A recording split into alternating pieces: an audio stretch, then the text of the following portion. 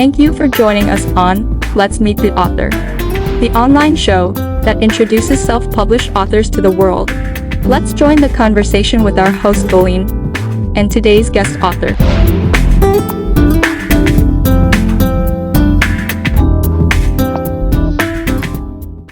Hello and welcome to the Let's Meet the Author show. I'm Alice Newsom, the creator, editor, and executive producer. Tonight, we're presenting a mini documentary of how the Let's Meet the Author show began. It actually started in 2017 when I published my first book, The Sordid Lives of Jesus' Ancestors. Yes, that's when it happened. Now, the funny thing about that is I was totally unaware that writing my first book would be the catalyst for the Let's Meet the Author show. Surprising. After reading Matthew chapter 1, verses 1 through 6, I realized this. I have a confession to make. Sometimes it's boring to read the Bible, especially the begats and the hard to pronounce names. But when you associate the names with their stories, the Bible comes to life. Now write in the comments the first thing you think of when I call these people's names. Michelle Obama, Madonna, Donald Trump, Dennis Rodman, O.J. Simpson, and Bill Cosby. Now that's exactly what it's like reading Matthew chapter 1, verses 1 through 6, when you know these people and some of the remarkable and embarrassing details about their lives. Now the thing is, God did not hide anything. He put it on the front page of his New Testament for the whole world to see. After writing my book, I had a few women over and we had a really good time discussing the book. And that's when we realized that Colleen had quite a few interesting comments. So we invited her over to do a promo, and here is her debut video recording with Eagle-EyeVideomaker. I love this book. I've read it once already, and I'm reading it again because I always like to go back and read anything that I've missed before. The one thing I love about this book, I love many things, but the main thing I do love about this book is that it breaks it down. All right, breaks it down, and I can relate to it, especially the part about Leah. I never thought of how she would feel being married to someone who may not love her or has to compete with her sister, and so I related to that. And then so in my book, I noted what would be the perfect human being. And when I read the book, I was like, oh, neither one of them was perfect, according to the perfect image that I had. And it was actually kind of comforting in a sense because there's so much stress on trying to be perfect, that perfect person, that perfect wife, that perfect mom, that perfect co-worker, that perfect church-going person, perfect leader, whatever it may be. This book also inspired me to go back into the Bible to read it because I was like, oh, I didn't realize that. I didn't realize that about Leah. I didn't realize that about Ruth. I did not realize that about Rebecca. And just from their perspectives.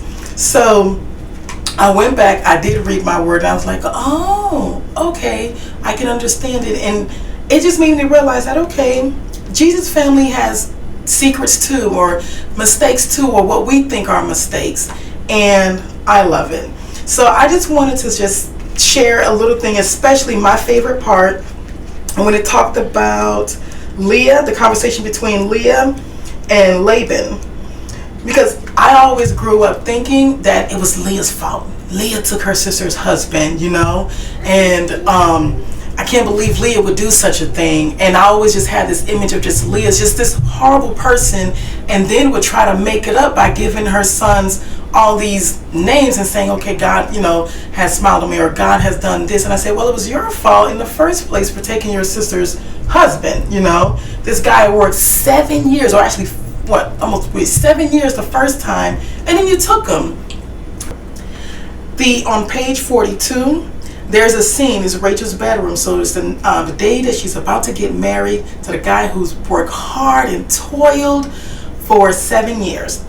So scene 1 says Rachel bedroom. She wakes up, she's happy, she's excited. The maid comes in and says, okay, your father has the dress for you. And then a conversation between Leah and Laban. And it says, okay, how Laban, is convincing Leah and giving her certain instructions on what to do and everything. And I said, oh my goodness, it brought to my mind, wow, women back then didn't really have a lot of power, a lot of say-so in a lot of things. And I said, wow, it never occurred to me that Leah was forced into it. So that's one secret. So then I said, then I started feeling pity for Leah and felt bad for Leah and understood her perspective and in her perspective and what she was going through also shaped her son's life. That's how I see it. Not exactly sure how everyone else see it, but then, and just doing that and everything that she had to go through, it allowed her to be a better mom in raising her son, and then that's paved the way for the other sons or the generations to come. Because there's certain things I feel like that you will go through shapes the way that you're going to raise your children, shapes the way that you're going to raise future generations. There's so much on women's shoulders that we take for granted. And so I said, wow, I wonder if Leah wasn't tricked into it, what would have happened? Then I felt about Rebecca, and I was like, I can't believe Rebecca. Oh my goodness, why was she tricked? And why would a mom have a favorite child anyway? I love this book. It simplifies it. It pushes me to go back and read my word, learn more in my word, delve more into my word, also get a closer relationship with God, because there's a reason why these stories are there. So that's my history, Jesus' history, and I love it. So there's a lot more. Maybe later on I'll talk about the rest of it, but that's why I love this book. Wasn't Galene great? She is a natural. It was impromptu, no rehearsals, right off the cuff. She was freestyling and just being herself. Now, did you hear what she said at the end? She said, maybe later on, I'll talk about the rest of it. That recording was done on a Sunday afternoon in November 2017. I think God was giving her a preview of things to come. Now, if God has given you a preview of things to come in your life, type in the comments, the best is yet to come. Now, years later, the Let's Meet the Author show was created and Galene is the host. Isn't it interesting how all things work together? When you think about events and replaying some scenes from your memory bank, you start to see how all the pieces fit together. But God had the foresight to see all of this and whatever else is to come for the Let's Meet the Author show. Now, since you're still alive, and you should feel confident and know that God has a destiny for you. Now back to Galene and the first promo. Hi, I'm back. Another part about Rahab, I also liked her story because she was a prostitute, and in back then and still this day, prostitutes are not really held in high regards. They're looked down upon and just looked upon with disgust. But this particular prostitute called Rahab, she actually paved history. She impacted history in such a huge way. So there's this lady. She's Rahab. She lived in Jericho, which was a city surrounded by a tall, thick wall. And then there was she helped these two spies. All right. After that, what happened? So she helped the two spies. She got in. They kept the promise, and that also was like, wow, they actually kept the promise to a prostitute. They could have just said, okay, thank you, and ignored her, but no, they kept their promise. And then after that, she realized, wow, okay, I can live a different life, So regardless whether she had a past as a prostitute and helping somebody else, and because she just is like, okay, I'm just going to go ahead and help them out, and we're going to go ahead and see just to save her life, and also with her family, but not because she was saved. It was just to save herself and her family. And then in the end, she became saved. She got married, and a prostitute got married. A prostitute, a woman of ill repute. and she got married, and then she lived a saved life. So this also gave me encouragement that no matter what I've done in the past, what I've already been through, I can still live a saved life and God will still forgive me. So it also broke it down. And I also agree with Alice Newsom, the author, when she said, "It is my hope that you will find these stories refreshing and inspiring. May they whet your appetite to read more of God's word as you gain insight into the lives of these characters." And that's just what happened. So hopefully you guys can go ahead, pick up a copy, and it's called The Sordid Lives of Jesus' Ancestors. Every family has skeletons in their closet. Jesus' family does too. A novel by Alice Newsom. Pick it up, and trust me, it will be inspiring. You won't put it down, and if you do, you'll pick it right back up and read it over and over. And I've already taken it to work, and I've gotten people inspired at work. So just go ahead and just do it.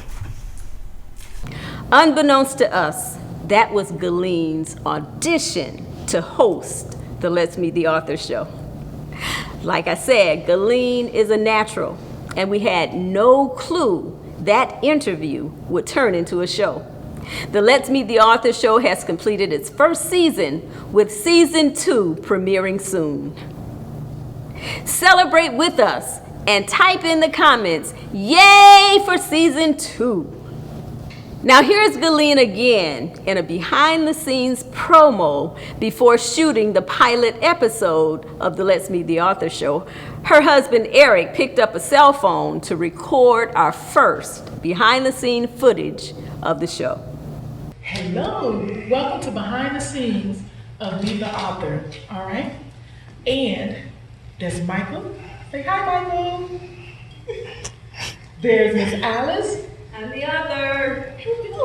Her book is awesome, you guys. You guys gotta check it out. All right.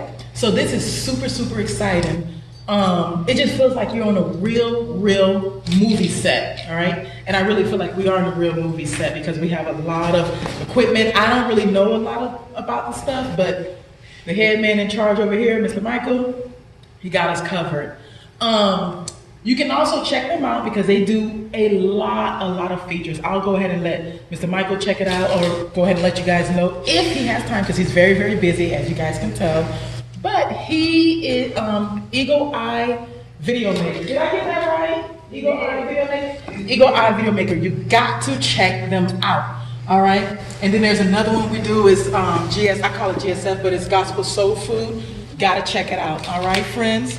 Got to check it out. All right, well, I got to get back, all right, for another take on Meet the Author. This is so exciting. Bye.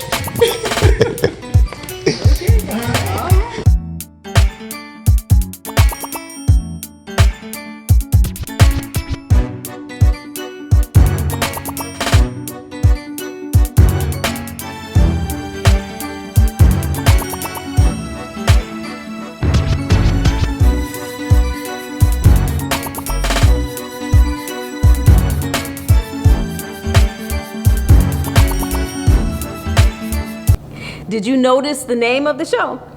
If you did, write the name in the comments. It's Sunday, October 11th, 2020, the day of the recording of the pilot episode of the Let's Meet the Author show. We were excited. Everything went well, and then I began to edit the show, and right away I said, I will never broadcast this show. Well, tonight is never, because I'm broadcasting the very first pilot episode of the show. And here it is.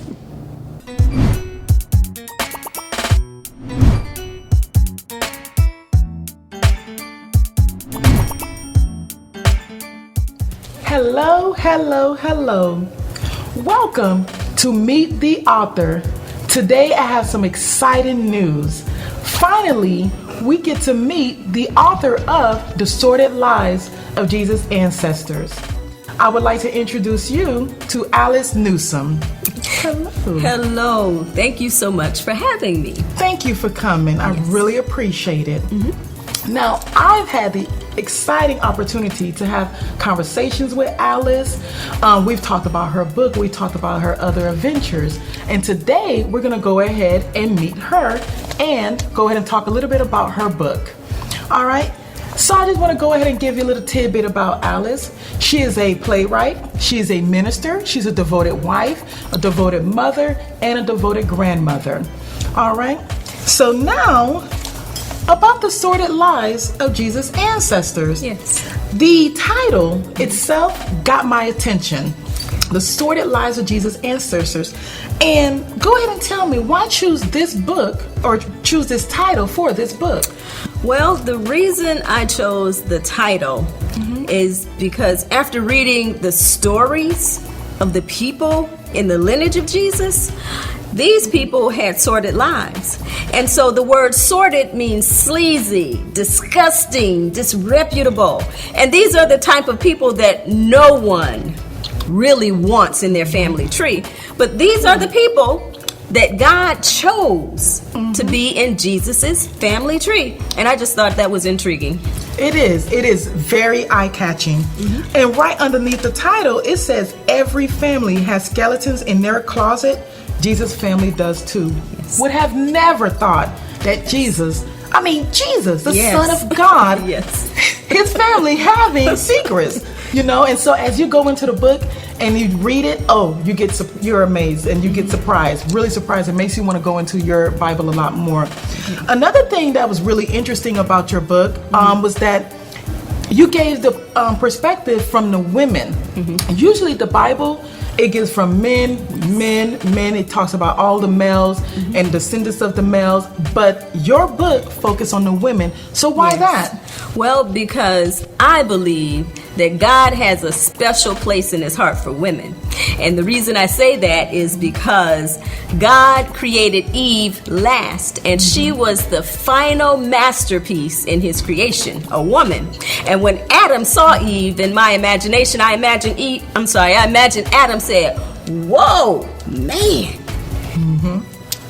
He's talking about how beautiful she is, how gorgeous she is, and that she is a woman because she was taken from the man, and that she is going to be the mother of all of human creation.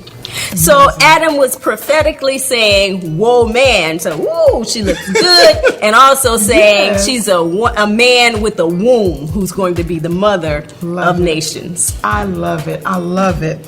So I read this book several times over. And so I had a few questions that I wanted to go ahead and ask Alice. And I just want to take this opportunity to go ahead and do so. Yes.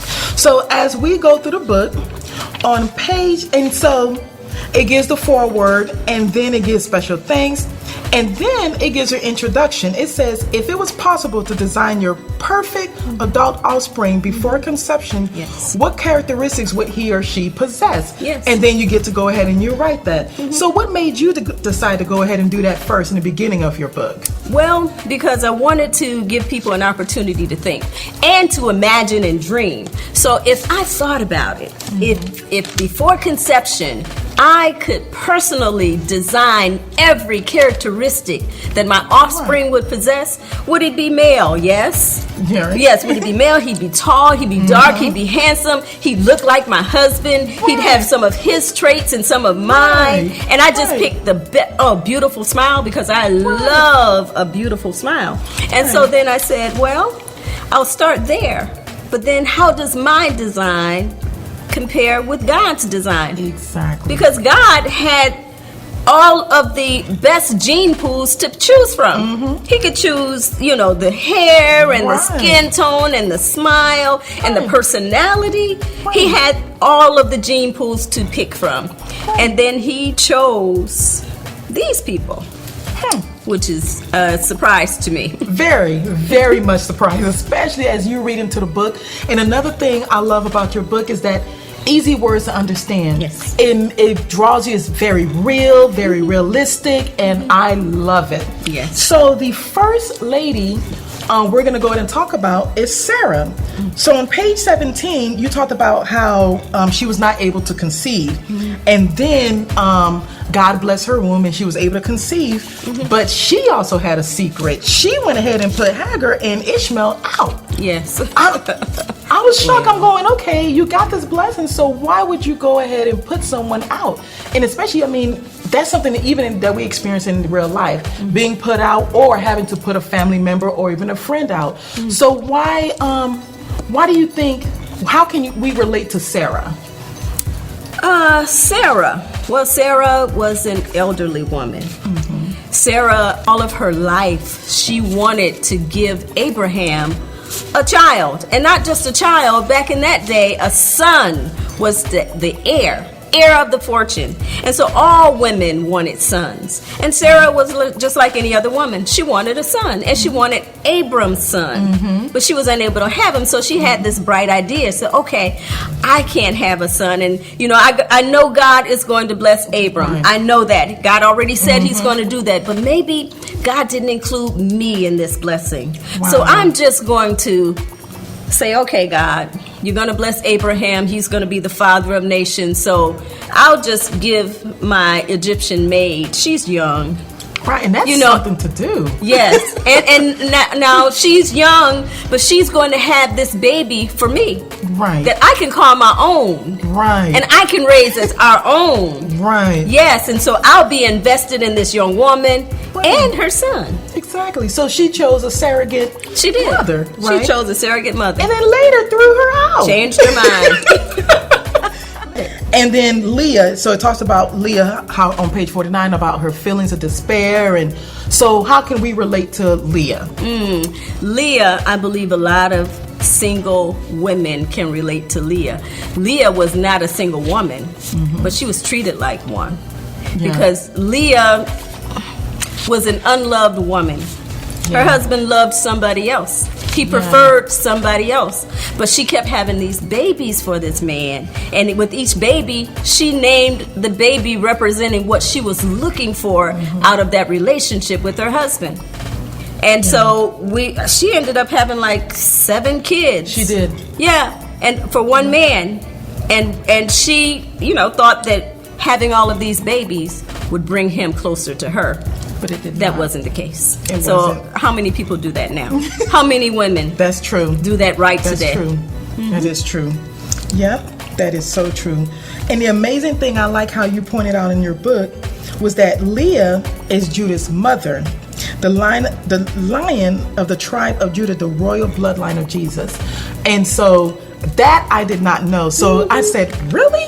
Huh? So then I had to pull my Bible to the side and go, well, gosh dog, she is absolutely correct. Did not know that. So good point. I love that. We always talk about the lion of the tribe of Judah. Yes, Amazing. Leah is Judah's mother. Amazing. I really did not know that. So I was like, oh, okay, awesome. And it shows you, too, how God can take an unloved woman and He can raise up those offsprings to be huge, powerful people in the bloodline of Jesus. Never would have thought. Never would have thought. So we've talked a lot.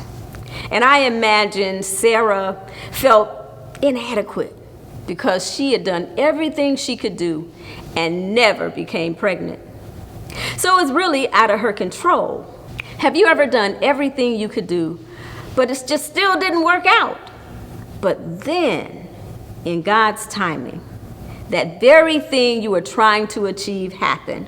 Our author from the show, first season, Tiffany Mitchell, says, God happens. So you can type that in the comments, right? Now, what do you think about Leah? We all just simply want to be loved and accepted. But she never really was, and at least not the way she wanted to be. But God still had a huge plan for her life. She was selected by God to be in the bloodline of Jesus. She was unattractive, unloved, overlooked, ridiculed, but God said, I want her. Now, if you know that God still wants you and has a plan for you, type in the comments, God has a plan for me. The next lady I want to talk about is Tamar. Tamar. So let's go ahead and let's talk about Tamar. I'm not going to go too much into it because I don't want to give much of the details. But what can you tell me about Tamar? Tamar, I can tell you this. We were just talking about how Judah was in the bloodline of Jesus, and it's usually the men, that are in the bloodline of Jesus. Exactly. But Tamar, I believe Tamar was the very first woman that was named in Matthew chapter 1 in the bloodline of Jesus. The other ones are implied. So if you know Abraham, then you know Sarah is his wife. Right. So that's how it's written about Sarah. But Tamar is the very first woman named in the bloodline of Jesus in Matthew chapter 1.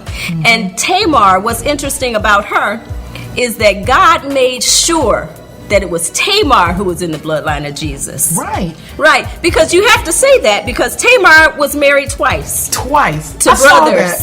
Yes, to brothers. I saw that. I said, okay, Lori, because you would think, again, when you talk about the characteristics of what you want in your bloodline, someone who's been married twice is to brothers. Right, to brothers. It's not someone I would ideally pick out, But in that day, that was the tradition. Right. So if one brother had a wife and he died without leaving offspring, then the next brother was to marry her. Right. And so God made sure that Tamar was in the bloodline of Jesus. The reason I say that is because the second brother, he was supposed to bring up children for the deceased brother. And so this second brother said, oh yeah, Tamar's fine. I will go ahead and do the duty. But when it came time to leave the seed, he would pull out.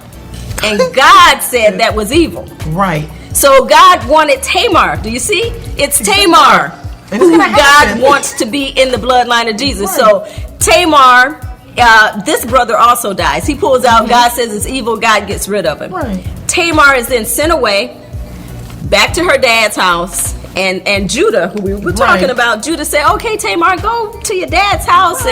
And when my next son, he had a third son. Right. When he's old enough, I'll send for him and send for you and you'll marry him. That never happened. Never. Because Judah said, nope, you're not killing my baby boy.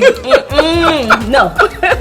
I saw that and I said, so I'm beginning to feel, okay, she feels betrayed. Yes. Because she was given this promise that she's going to be a young mom, a young wife. Yes. And that promise was broken. Yes. So then what happens? Yeah, then what happens? Juicier. It gets juicier. and it's all right there in the Bible. Tamar takes it upon herself and she said, oh, I'm getting mine. I'm going to get what's due to me. And she did. She did. We'll just leave it like that. She did. She did. All right. And so now we're going to go to the next one, Ruth. Everyone knows the story about Ruth. She was married and then along with her sister-in-law, and then they both lost their husband. So then it was just Ruth and her sister-in-law and her mother-in-law. And then, things got kind of bad. But everyone knows about it. And then so Ruth decides to go ahead and move in and live with her mother-in-law's Naomi and her people. So how do you think the women of today can relate to Ruth? Well, Ruth was a dedicated daughter-in-law. I mean, she really loved her mother-in-law.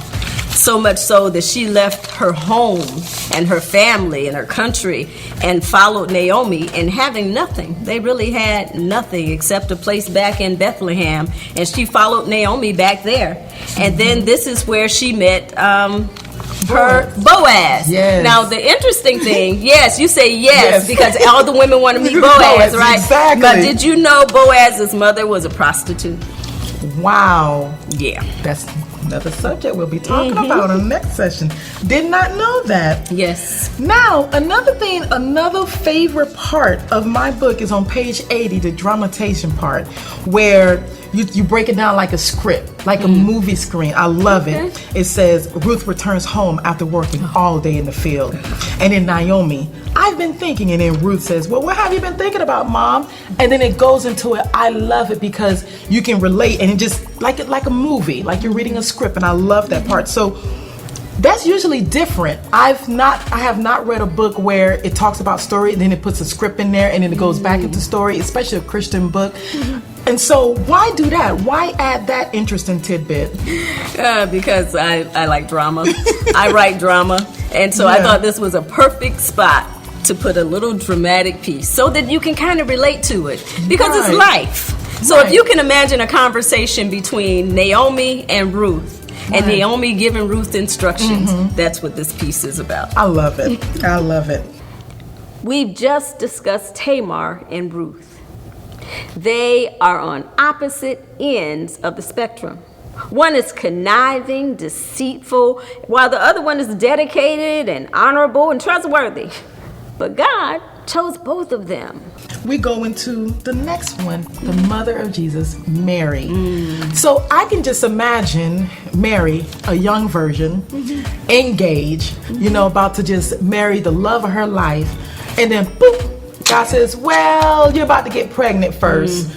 And then just imagine she's thinking about her reputation. She's thinking about what her family's going to think, about what her fiance is going to think. And that would cause stress and panic. So then she visits her cousin, and she's just stressed about it. And then that makes me like, okay, wow. God gives you an instruction, but it kind of still stresses you out, because you have to think about what your friends are going to think and your family's going to think. So tell me about Mary. What can you say about Mary? Well, when I started to delve into Mary's story, I started to think about a young woman who was pregnant and needed to tell her fiance that she was pregnant and the baby wasn't his. Right. So I think that part made Mary run to Elizabeth. Right. Because Elizabeth was already pregnant. So this is someone who can relate to Mary. Because Elizabeth's conception was miraculous as well. Right. So Mary's was immaculate and Elizabeth's was miraculous. So who else could understand what she was going through? They both had visits from the angel. Wow. Elizabeth's husband had a visit from an angel. Wow. Mary had a visit from an angel. Right. So these two women could communicate on a level that no one else could.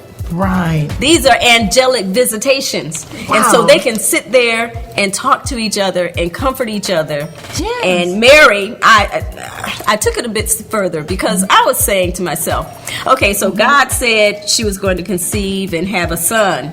Right. And she said, yes, be it unto me as you say. Yep.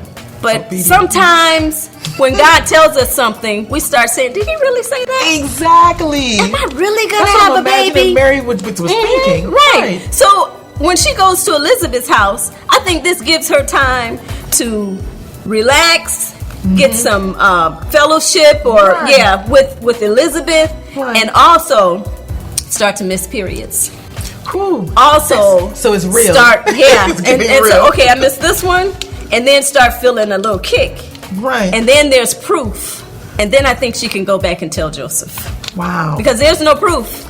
Right. I could just sound crazy. God said I'm going to have a baby. Exactly. And God told me. Nope, she had proof. It's amazing. It's amazing. It is. And so the impact, so we talked about all these women, and they lived lives where you would not have thought that they would have lived. And I forgot to mention another one. Rahab. So sorry, I'm Haitian, so I keep saying Rahab, but Rahab, yes, we didn't mention her. So let's talk about the impact that she had and what title and what was she doing at that time? Because I was shocked. She was a wise woman. I'll say that. She was a wise woman. She was a woman who ran a house of ill repute. And when we meet her, actually it's the God's men who introduces us to her, because Joshua sends the men to spy out the land, and as they go spy out the land, they run into the prostitute's house. And God's men go visit the prostitute. Right. Yeah. And it goes from there. And you would think so. Jesus' bloodline carries a clever prostitute. Yes, clever girl. Clever. One who carried Ruth. She was Jewish, right? I believe. No, Ruth was a Moabite. A Moabite. She was from Moab. So she was not Jewish. Jewish. She was not even Jewish. Not even Jewish. Yes. Not even Jewish. Not even Jewish. And that would disqualify her from being in the bloodline of Jesus. So I'm going, I mean, that's a wow. no-brainer. Exactly. And she had been married. I'm going, No. what? So I'm going, wow. So they all had secrets. They all lived lives that were not as ideal as you guys would think. Yes. For Jesus' royal bloodline. Royal bloodline. Royal. Yes. I mean, the Son of God. Son of God. All right, and you go back and you're going, wow. So Yeah. I would not have chosen her. I would not have chosen her. That's me. Nope, That's what I would have me. done. I would not have chosen these women to go ahead and Or men. or men, or men, Or men. right? Or men to talk to just be the royal bloodline of my son. Right. If I had a choice in the matter. Exactly. If I had a choice in the matter. And so I was shocked, you know. I was a little perturbed, I'm not gonna admit, but it also gave me hope. Yes. You know, because I'm not perfect at all. Neither one of us are perfect. No. And so the impact that this book had on my life is that it gave me the bravery to go ahead and ask for forgiveness.